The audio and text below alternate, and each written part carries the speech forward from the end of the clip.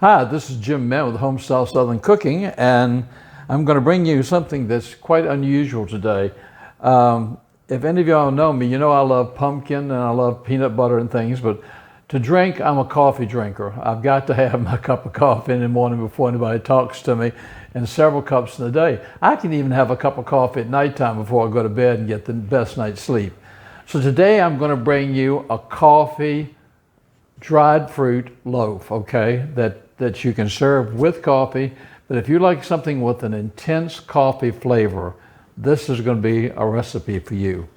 I'm going to start off as I've got 3 eggs here, and I'm going to put 3 eggs in my bowl, and I'm going to whisk them up a little bit.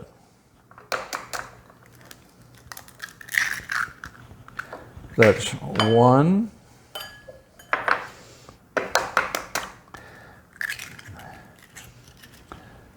I think coffee is one of the greatest things ever. I haven't found a cup of coffee that I don't like yet, okay? So I preferred brewed coffee, but I will take any kind of coffee. Okay, I'm gonna whip these up just a little bit, just so I can get them broken up a little bit. To that, I've got 1 cup of milk. I'll pour 1 cup of milk in here. To that, I've got 1/2 a cup of vegetable oil. And I'm gonna whisk this all together pretty well.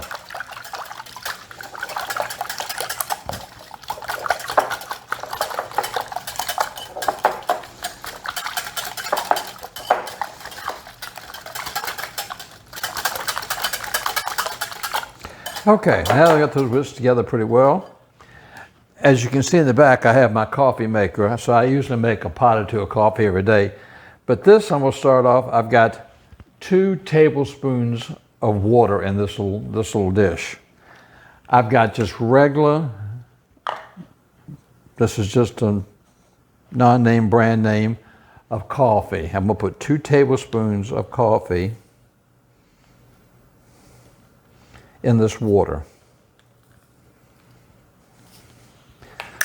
Okay, now what I want to do is I want to stir this around till I get this nice and smooth and get all the lumps out of it. I want to make sure that it's no lumps in it, and I can, and you're talking about the intense smell of coffee by being that strong with just 2 tablespoons of water in the coffee. So I'm going to go all around the sides and make sure any coffee on the sides I get it. I want to make sure that this is all liquid and we don't have any big hunks of coffee in here.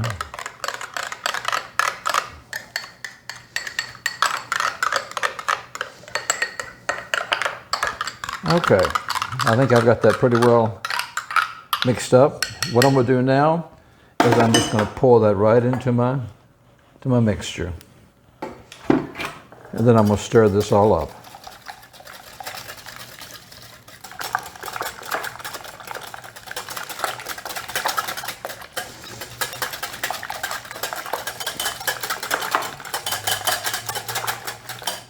Okay, I'm going to set that aside for a second, and we're going to work on our dried ingredients.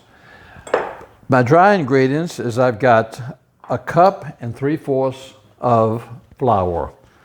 Put my cup and 3/4 of flour in there.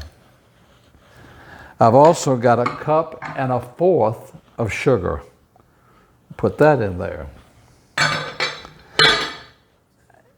gonna put about a 1/4 of a teaspoon of salt, and I'm just gonna sort of wing that salt to put in here.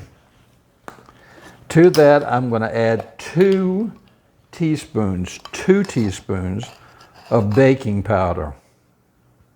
1, 2. And to that, I've got some Hershey's cocoa. It could be any kind of cocoa. I'm going to put 1 tablespoon of cocoa.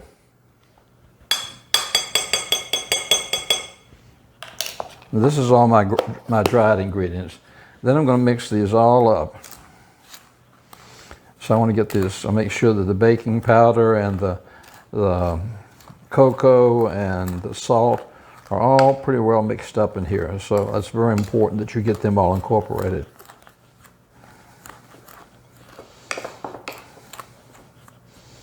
And there might be some little hunks of cocoa that you might have to break up.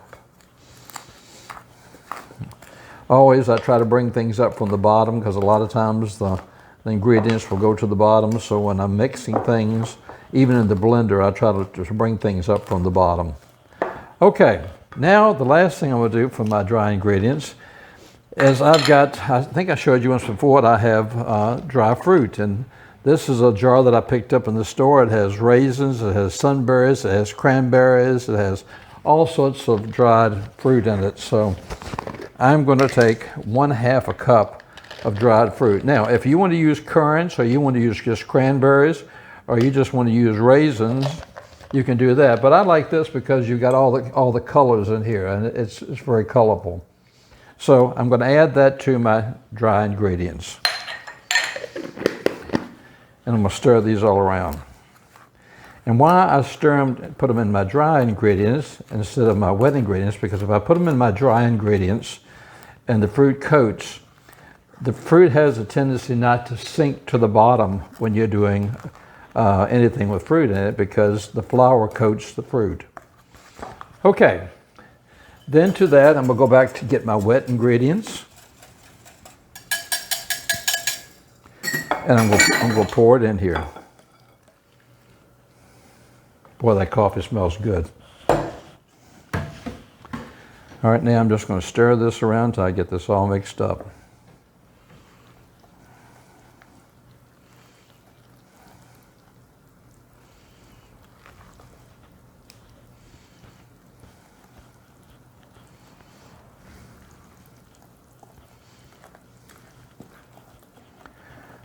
Okay, I think I've got this pretty well incorporated, and it's all stirred up and it's all ready to go.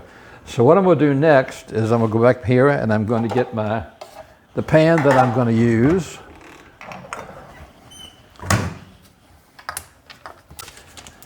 And I'm going to spray my pan with the baking spray. Also, you don't have to do this, but on a heavy cake like this sometimes I'll put a piece of parchment paper in the bottom. That way, if it has fruit, it has a tendency to stick, it won't stick. So I still spray it, spray holds the parchment paper down. So, okay. Then I'm going to take my mixture and I'm going to pour it into my loaf pan.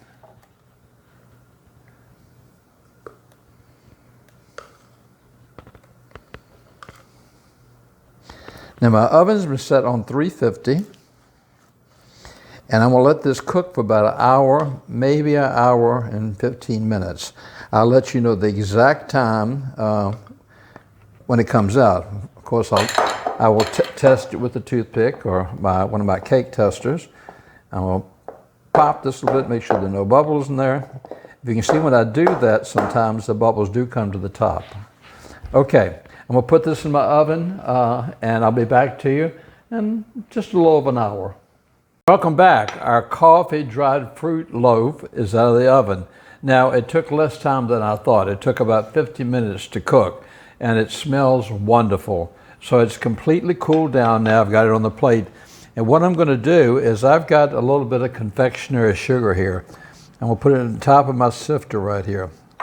Okay? And what I'm going to do is I've got some more of the cocoa.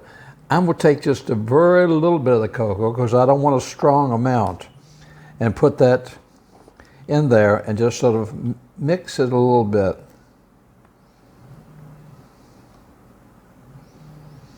And what I'm going to do is I'm going to take this and I'm going to sift it over top of my loaf here.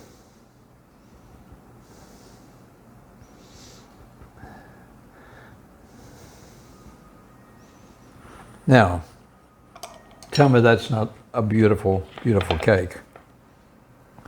So what we're going to do now that it's cool, I'm going to cut a piece of it so you can see it.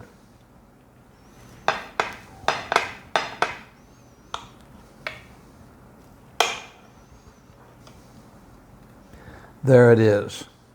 And there's the other side. You can see it or not? This has the fruit in it and everything. Okay, let's give this a try.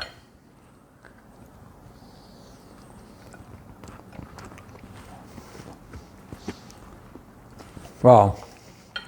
Look at that big piece of fruit right there. Mmm. The flavor of the coffee and the cocoa and the fruit all coming together. This will be fabulous to have in the morning. This is all you need in the morning for coffee. Wow, this is